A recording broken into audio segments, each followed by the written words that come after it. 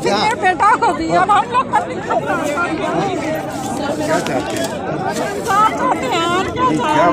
हम लोग हथियारों को स्पीड ट्रेन करते और हम लोग को सुरक्षा दिया जाए सर। हो गया है। 302 का नहीं,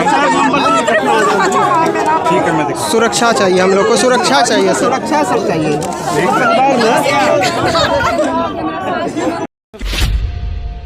शादाब इलियास खान, 4 नवंबर को उसके ऊपर हमला होता है और जगह होता है सनहौला मुख्य बाजार। ये घटना है बिहार के भागलपुर जिले की। 4 नवंबर को हमला होने के बाद उसका इलाज चलता है सिल्लीगुड़ी में, पटना एम्स में। जहां तक उसकी फैमिली कोशिश करती है उसे बचाने के लिए, बचाने की कोशिश करती है, लेकिन कुदरत को कुछ और मंजूर होता है। 30 जनवरी को वो स्वर्ग सिधार जाते हैं, उनका देहांत हो जाता है। लेकिन यहाँ पर जो उनके मुख्य बाजार में हमला हुआ था, उसके बाद उसका परिवार दर दर की ठोकरें खा रहा है, इंसाफ की गुहार लगा रहा है। अभी कुछ दिन पहले भागलपुर में समाधान यात्रा के तहत सूबे के मुखिया नीतीश कुमार आए थे, तो वहां पर की एक तस्वीर देखी मैंने कि उनकी माँ सूबे के मुखिया से गुहार लगा रही हैं, सूबे के डीजीपी से गुहार लगा रही हैं। आज मैं उनके घर पर मौजूद हूं, उनकी मां से जानने की कोशिश करूंगा कि वो जो दर दर की ठोकरें खा रही हैं, हर जगह जाके चिल्ला रही हैं, अपने बेटे के लिए इंसाफ मांग रही हैं, क्या कुछ उनको आश्वासन मिला है या फिर उनको क्या उम्मीद है, वो आइए उनकी मां से जानते हैं। आप आज से कुछ दिन पहले देखने को मिला था कि आप जब नीतीश कुमार जी आए हुए थे समाधान यात्रा के तहत भागलपुर में, आप वहां गई हुई थी? जी गए हुए थे, मुख्यमंत्री जी से मुलाकात भी हुई। हमने बहुत उनसे चिल्ला चिल्ला करके उनको अपने सामने किया, बुलाया, तो वो आए और हमारा एप्लीकेशन लिए और उसके बाद आश्वासन दिए कि ठीक है, इनसे मिलिए, डीजीपी साहब से मिली। फिर आपने डीजीपी साहब से मिला? जी, फिर मैंने डीजीपी साहब से मिली, तो वो भी हमारा लिए ये एप्लीकेशन और वो भी बोले, आश्वासन दिए कि हो जाएगा, सब करेंगे हम। और वो एप्लीकेशन लेके शायद एसएसपी साहब को वो दिए हमारे ही सामने। और मैंने उनको बोला कि इतना दिन हो गया है, पहले मेरे पति का भी कुछ दिन पहले मेरे पति को भी मार दिया गया था, ट्रक से धक्का लगा था घोगा में, और 10-12 साल हो गया, उसके बाद मेरे बेटे को मार दिया गया है। मैंने उनसे कहा ये सब, तो वो क्या आश्वासन मिला उनसे? वो बोले कि ठीक है, उनको सौंप दिए एसपी साहब को। जी, एक माँ और कर भी क्या सकती है अपने बेटे के लिए इंसाफ लगाने। जहां तक एक माँ दौड़ सकती है ये दौड़ रही हैं, चाहे वो मुख्यमंत्री हो, चाहे वो सूबे के डीजीपी हो, चाहे शहर के एसपी हो या डीएसपी हो, सारे प्रशासन के जो बड़े बड़े ओहदे पर बैठे लोग होते हैं, एक माँ वहां तक जा रही है, क्योंकि हमें बेटे को इंसाफ मिले। उनके भाई हैं, उनसे भी जानने की कोशिश करते हैं थोड़ा डिटेल में कि क्या कुछ हुआ अब तक, प्रशासन के रवैये से इनको कितनी संतुष्टि मिली, या फिर ये क्यों बार बार जो है डीजीपी के पास जा रहे हैं, मुख्यमंत्री के पास जा रहे हैं, एसएसपी के पास जा रहे हैं, डीएसपी के पास जा रहे हैं, आखिर वजह क्या है? देखिए इरम भाई, सबसे पहले मैंने 7-8 दिन पहले आपको इसी चैनल के माध्यम से कहा था कि हम लोग न्याय पे उम्मीद रखने वाले लोग हैं, प्रशासन पे हम लोगों को पूरा भरोसा है, और हम लोगों को जहाँ तक जिस दर तक जाना होगा हर दरवाज़ा को खटखटाएंगे। और हम लोग बस उसी के तहत समाधान यात्रा में बिहार के मुख्यमंत्री माननीय नीतीश कुमार जी और डीजीपी भट्टी साहब जी आए हुए थे, हम लोग उनसे मिले और अपनी जो बात थी उन बातों को तरीके से हम लोगों ने रखा।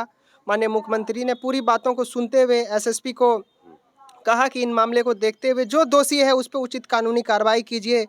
और फिर हम लोगों ने भट्टी साहब का, बिहार के माननीय डीजीपी साहब का बहुत नाम सुना था, वो बहुत बड़े बड़े बाहुबली लोगों को पकड़ के गिरफ्तार कर चुके हैं। तो हम लोगों ने बस सोचा कि ऐसे छोटे मोटे अपराधी जिसको कि स्थानीय प्रशासन के वजह से बढ़ावा मिला, तो इस छोटे अपराधियों को डीजीपी साहब तो उनके लिए एक चुटकी का खेल है। उन लोगों को डीजीपी साहब ने हम लोगों को आश्वासन दिया कि बहुत जल्द ऐसे लोगों को सलाखों के पीछे डालने का काम करेंगे। और मैंने उनसे कहा कि जो लोग पर्दे के पीछे के लोग हैं, जिन लोगों ने साजिशन षड्यंत्र के तहत ऐसा हत्या करवाया है, और ऐसे घटना को दिन के 10 बजे सनहौला थाना से मात्र 50 मीटर की दूरी पर इस तरह का घटना हो जाता है, ये कितना शर्मसार कर देने वाला घटना है। तो ये किसी से छुपी हुई बात नहीं है। हम लोग मिले हैं डीजीपी साहब से, एसएसपी साहब से भी मिले, डीआईजी साहब से भी मिले हैं, कहलगांव का अनुमंडल पुलिस पदाधिकारी से भी मिली हैं। उनको भी जो प्रतिलिपि था माननीय मुख्यमंत्री को दिया हुआ, उस प्रतिलिपि को हमारी मां ने डीएसपी साहब के पास भी दिया है। उन्होंने भी भरोसा दिया है कि बहुत जल्द दोषियों को सज़ा मिलेगा। हम लोग न्याय पे भरोसा रखने वाले लोग हैं, हम लोग पहले सरकार के पूरे प्रोसेस को देखेंगे और दोषी को यदि सज़ा मिल जाता है तो ये हम लोगों के लिए ही बड़ी बात होगी कि हम लोग दोषी को सज़ा दिलवा पाएँ। अगर नहीं, प्रशासन नहीं जगती है तो फिर से डीजीपी साहब के पास जाएंगे और फिर से सारा दरवाज़ा खटखटाने का काम करेंगे और ज़रूरत पड़ेगी तो सड़क पे उतरकर प्रदर्शन करेंगे, धरना प्रदर्शन करेंगे और अधिक ज़रूरत पड़ेगी तो हम लोग उग्र प्रदर्शन करने का भी काम करेंगे, क्योंकि हमने अपने भाई को खोया है और हमारे पास खोने के लिए अब कुछ है नहीं। तो हम लोग जो हो सकेगा करेंगे, लेकिन हम लोग दोषी को छोड़ने नहीं जा रहे हैं। कितने दिन हो गए घटना को? लगभग 4 महीने लगभग होने चाहिए। वो 4 नवंबर 2022 का घटना है, लगभग 4 महीने होने को हैं। लेकिन 4 महीने के दरमियान में जो फर्स्ट टाइम ग्रामीणों ने जो अपराधियों को पकड़ के दिया था पुलिस के हवाले, वो 3 अपराधी ही अब तक पकड़े गए हैं।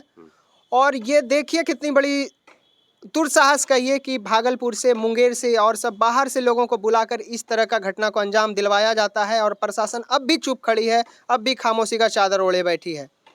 प्रशासन तो आपको आश्वासन दे रही, बड़े प्रशासन, बड़े अधिकारी, तो फिर चुप कौन बैठे हैं? बड़े अधिकारियों से ही उम्मीद है, क्योंकि बड़े अधिकारी के संज्ञान में हमने मामला को दिया है। चुप बैठे हैं। स्थानीय प्रशासन का अब तक रवैया पूरी तरह से चुप है, क्योंकि हम लोगों के पास घटने का सीसीटीवी फुटेज है, वो वारदात का नहीं है। उसके बाद जो अपराधी लोग हथौड़ा लाठी डंडा लेकर खड़े हैं घटना को अंजाम देने के बाद, उसका सीसीटीवी फुटेज है। वो अपराधी रात में किसके घरों में रुके, किसके दुकान में खाना खाया, किसके होटल में खाना खाया, कौन कौन लोगों से मिले, किस किस लोगों के साथ रात में बैठक किए थे। ये बहुत सारी ऐसी बातें हैं जो पुलिस छुपाने का और दबाने का काम कर रही है। हम अनुमंडल पुलिस पदाधिकारी से लेकर डीजीपी महोदय तक हम रिक्वेस्ट करते हैं कि इन पूरे मामलों को देखते हुए जो जो दोषी है और जो जो षड्यंत्रकारी हैं, जो जो व्हाइट कॉलर क्रिमिनल हैं, वो सब लोगों को सामने लाया जाए और सबको उचित कानूनी कार्रवाई करते हुए सजा देने का काम किया जाए। बिल्कुल 3.5 महीने घटना को हो जाएंगे, तब भी अगर पीड़ित परिवार को न्याय नहीं मिलेगा, इंसाफ नहीं मिलेगा, तो एक माँ, एक भाई क्यों ना प्रशासन के दरवाजे खटखटाएंगे, क्यों ना वो डीजीपी के चक्कर लगाएंगे, क्यों ना वो मुख्यमंत्री तक जाएंगे। बस उम्मीद यही है कि हमें इंसाफ मिलनी चाहिए, न्याय मिलनी चाहिए, और प्रशासन से इसे उम्मीद भी है। अब देखते ये हैं कि चाहे वो डीजीपी से मुलाकात होने के बाद, सूबे के मुखिया से मुलाकात होने के बाद, एसएसपी के पास प्रतिलिपि देने के बाद अब मामले को कितना तेजी से प्रशासन निपटाती है, ये सारी चीज़ें एक देखने की बात होगी।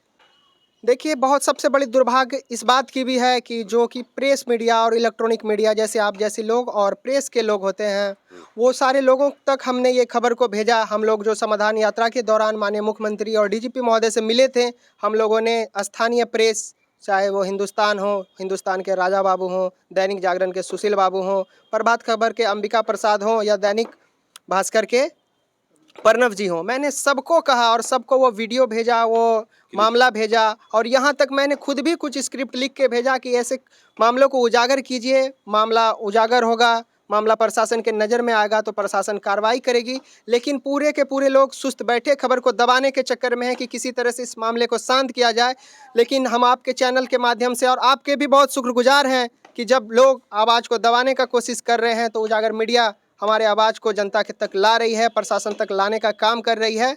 तो ऐसे लोग जब तक जिंदा रहेंगे तो लोगों के आवाज़ को नहीं दबाया जा सकता है। और उम्मीद है इस चैनल के माध्यम से कि मेरी आवाज़ उस घर तक पहुंचेगी जहां से हमें इंसाफ मिलने की उम्मीद है। बिल्कुल, सभी ने इनके साथ जो है एक अलग तरीके का रवैया अपनाया है, जैसा कि आफ्ताब भाई बता रहे हैं। पर प्रेस के लोगों ने भी कम से कम, जब मौत हुई थी तो वो तो अखबार के पन्नों में छपना चाहिए था, घटना जब होती है तब तो आपने छाप दिया। एक इतनी बड़ी घटना, एक जवान लड़का, एक जवान भाई, एक जवान बेटा जब चला जाता है, फिर भी प्रेस के लोग चुप बैठते हैं, प्रशासन चुप बैठती है। एक परिवार इससे ज़्यादा और क्या पीड़ा झेल सकता है कि उसे कहीं से कोई सहारा नहीं मिल रहा है। चलिए, उच्च अधिकारी के प्रशासन से इनको न्याय की मतलब कि लग रहा है कि नहीं, इनको न्याय मिलेगा। इन्होंने इंसाफ की गुहार लगाई है, एक उम्मीद वहां से जगी है। अब हमें बस इंतजार है उस पल का कि कब दोषी सलाखों के पीछे हो और पीड़ित परिवार को इंसाफ मिले।